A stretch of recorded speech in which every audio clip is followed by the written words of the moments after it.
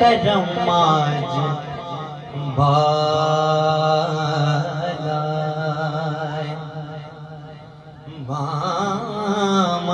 गया है जुबां पर मोहम्मद का नाम आ गया है जुबां पर मोहम्मद का नाम आ गया है करम आज बाला और मुझे मिल गई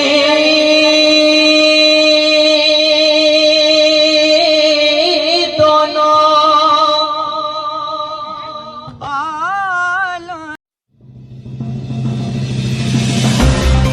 आप देख रहे हैं PFG न्यूज़।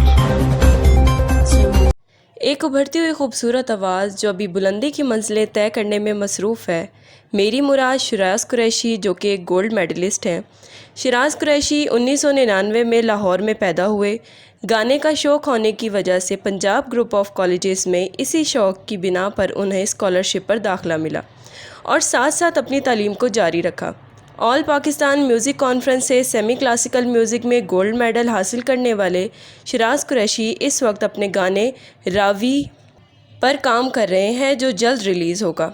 आइए इनकी मुख्तलिफ परफॉर्मेंस देखते हैं।